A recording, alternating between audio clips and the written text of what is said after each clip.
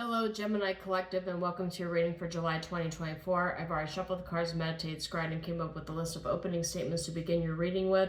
But just a couple things I want to remind you folks of is, number one, this is a general reading. It's not a one-to-one reading. So the messages that come up in the cards may or may not resonate with you. Don't feel bad if it does not. I have videos associated with your moon and your rising signs for you to get a full and complete picture for the month to come. They are equally important. Secondly, I do realize this channel is new, and we as humans tend not to trust things that are new until they're well established. But if anything in this video or other videos resonate with you, I do ask that you like and share the video, subscribe to the channel. Everything I publish is free. It's on a monthly basis. I'll never message you and ask you for your personal information, for your money, or for any favors. It's quite literally no strings attached. So, Gemini Collective, I've got some mixed energies here, and probably the biggest one, the Fate card came up. It's one of those extra cards that comes with the tarot deck. The Fate card, what's fated. So most of my investigation in terms of this reading is going to be what exactly fate means. But overall energies, I got Knight of Swords and Temperance in the reverse, Queen of Cups in the upright, something that you're rushing towards that is not ordained by the fates, but something else is fated. This is kind of a really weird, unique energy that I've come up against, is that something that's fated and something that's not fated happening at the same time. And the need for you to be a Queen of Cups and to keep your emotional stability as your primary focus here, because I do get a sense that there's some level of codependency when it comes to relationships, and we're going to end up delving into that. But another thing that I got here is waiting for a payout, because you've got Seven of Coins here, you've got Six of Coins, you've got Judgment, and you've got King of Swords reversed. King of Swords is a air energy, right? It's Aquarius, Gemini, and Libra. You might actually have another air sign that you're combating here. But this is like general and karmic energies that are popping up here. So Seven of Coins and Six of Coins and Judgment ends up saying that somebody is expecting some sort of a payout. Somebody is expecting abundance, but the Judgment card being upright is whoever represents the Queen of Cups is judging right, and whoever the King of Swords in the reverse is judging wrong. But it's all about judgment of the situation here. I'm getting that you are looking forward to a riding into a world of abundance, but this abundance is not necessarily guaranteed with the Judgment card here. A judgment might actually be called on you, called against you, since the King of Swords seems to be the only air represented sign here. There seems to be misjudgment on one party here, but the thing is, this is fated, so I'm going to have to kind of delve into that a little bit and see what it is that's fated and who's making a misjudgment, who's making a very bad judgment call here. I'm getting caution against misjudging a situation as an opportunity for a payout here. So just because something looks like it's going to pay you a bunch of money, it's going to give you a massive payout, does not necessarily mean that that's exactly what's going to happen.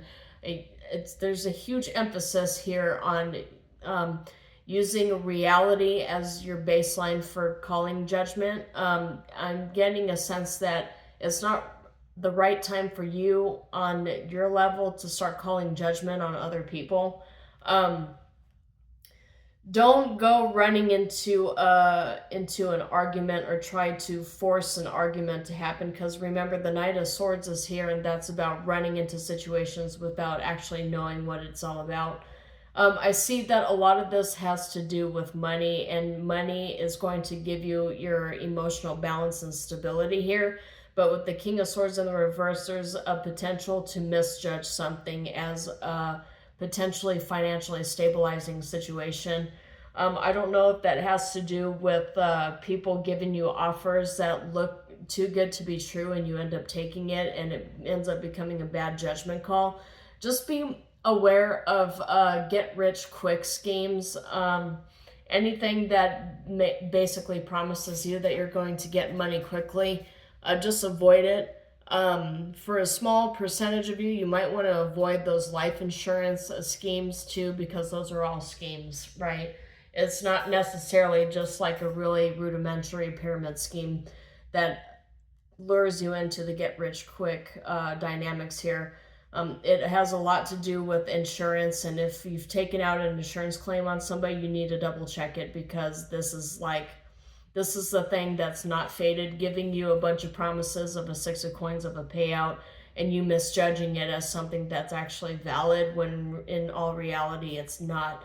And it's not fated by the divine for you to get a payout from the insurance company anyway. So just be cautious on insurance companies, get rich quick schemes, anything that promises that you'll get money.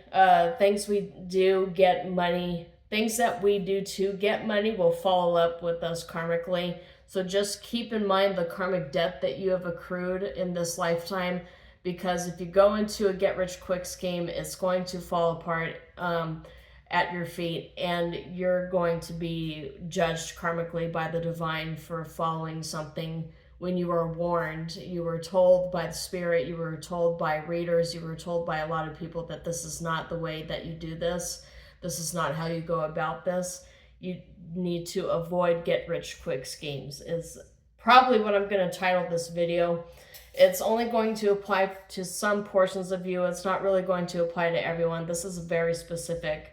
But I'm going to investigate with my reading what exactly is fated for Gemini in July 2024.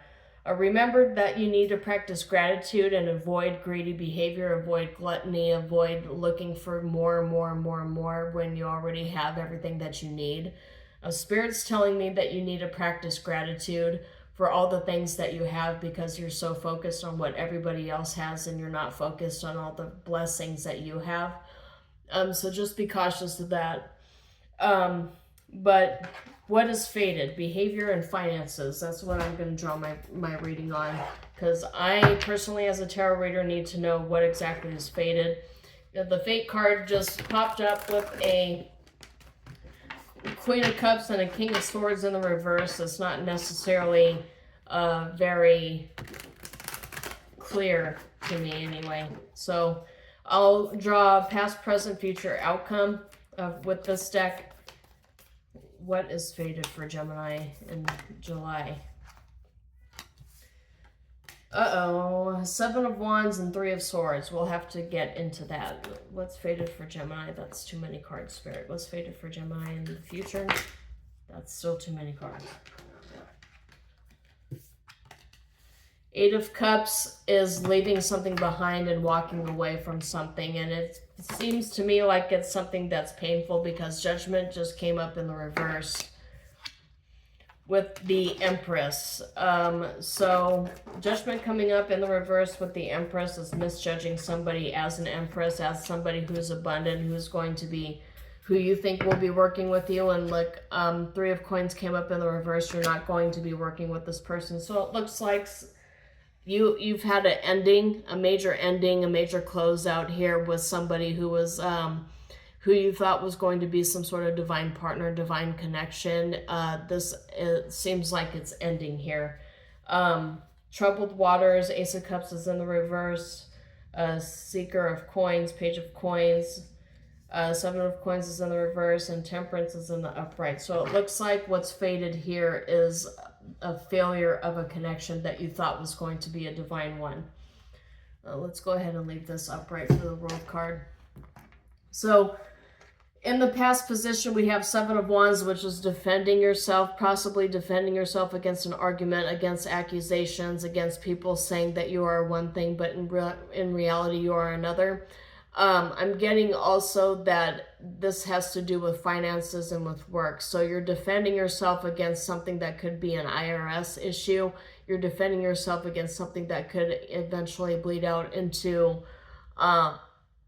like an issue of finances, an issue of protecting yourself. Maybe somebody came to you asking for money, asking for favors, asking for support, and they're the kind of person that doesn't really give. They don't give out as much as they ask. There's a certain imbalance within this relationship here that caused it to end. And it could potentially be some sort of a trauma bond that you had here with this individual. But this trauma bond, this codependent relationship is coming to a close, and you're having to defend yourself as it comes to a close here. So somebody here is saying a lot of bad things on your name. Reason I say that this is an ending is because you've got Three of Swords showing up in the upright for your present energy. So something painful is coming to an end. Something painful that you thought was going to last for a long time is suddenly not what you thought it would be.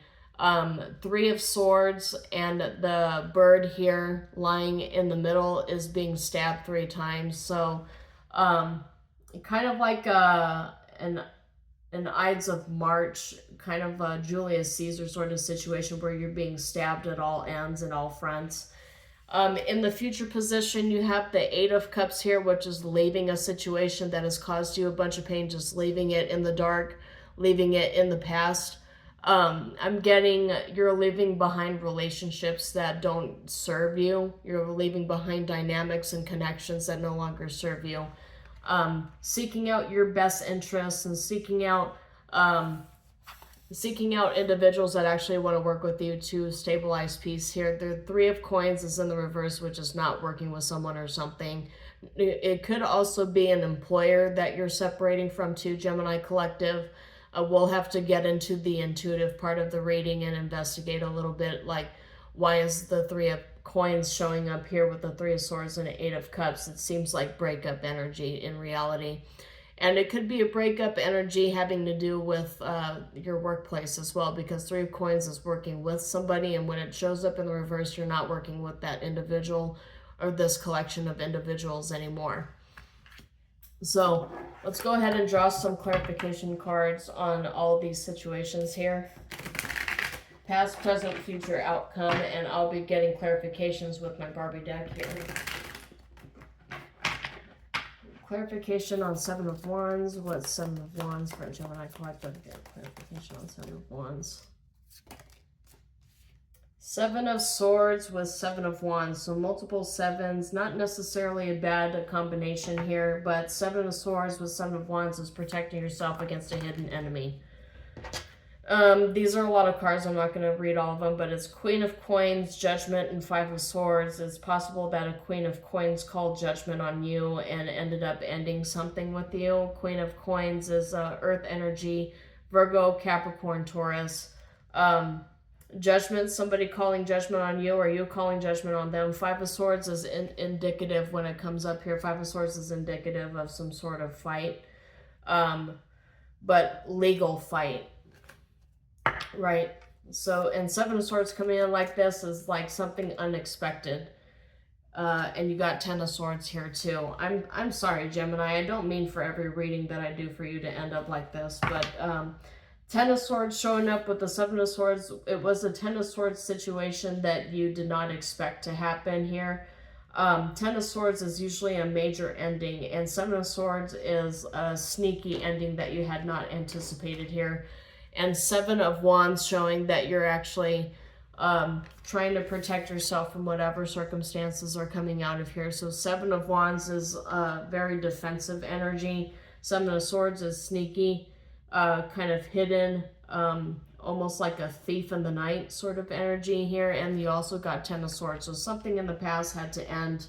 Something in the past ended, and it ended abruptly, and you were not expecting it. That's what I'm getting here. Three of Swords. Let's get to this Three of Swords energy. That's too many cards, Spirit. So Three of Swords. Page of Swords in the reverse and Ten of Wands in the upright. So Page of Swords in the reverse is indicative of not being able to see exactly anything. Your ability to see, your ability to view what's going on from like a very correct perspective, from like an intelligent, like kind of King of Swords perspective here, or Queen of Swords. You're not able to see what's going on because the pain is just too real.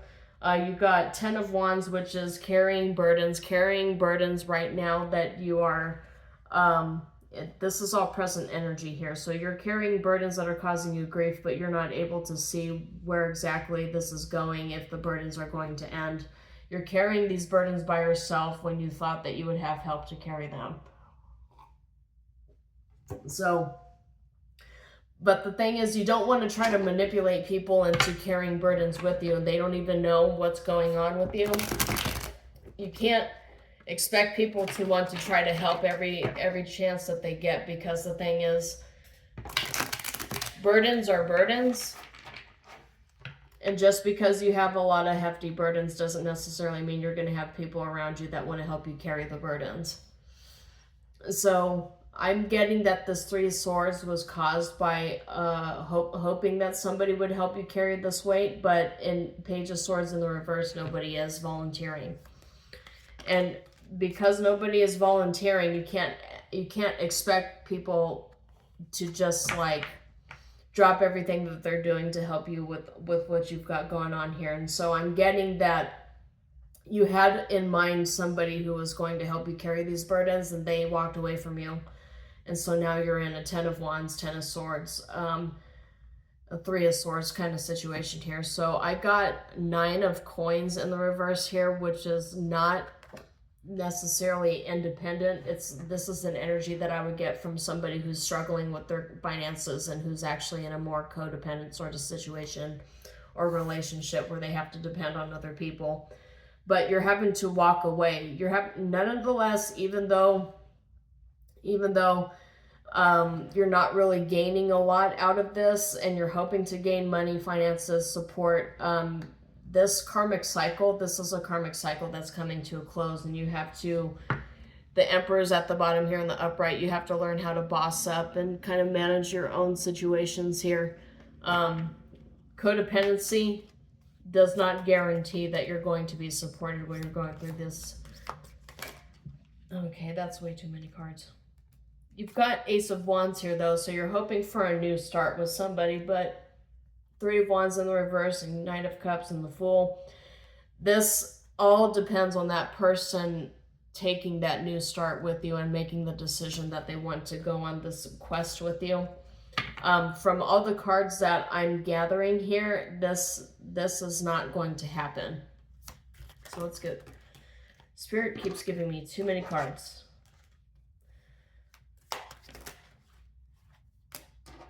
Yeah, Devil reverse. This is not a relationship you want to be connected to anyway, because there's too much codependency and toxicity within this relationship. 6 of Coins now finally showing up in the reverse, whereas in the meditation it showed up in the upright here. The 6 of Coins in the reverse means that you're not getting the payout. You're not getting the financial payout that you thought you would. If your independence and if your strength relied on somebody else giving you a bunch of money, this Devil card reverse illustrates that a codependent relationship is not really the best place to actually pull this stuff from. You're not going to get the payout from this individual that you anticipated that you would get. It's the universe telling you once again that you have to rely on your own strength. You can't be searching for people who are going to be the end-all be-all, because the thing is, and I'm going to go ahead and say this, if somebody has the power to give you everything that you ever could possibly wanted, then that means that they have the power to take all of that stuff away from you. So this is the reality of codependent relationships, particularly when it comes to finances, is that this person has the ability to just pull away from you and not give you anything. So do we really want to invest in relationships where things are codependent, or do we want to learn how to stand on our own? And that's what the universe is telling me here, is that you need to learn to stand on your own. You've got King of Coins, clarifying 3 of Coins, which is a lone wolf king being able to amass his own wealth without having to depend on other people to get clarification, get finances, get stability.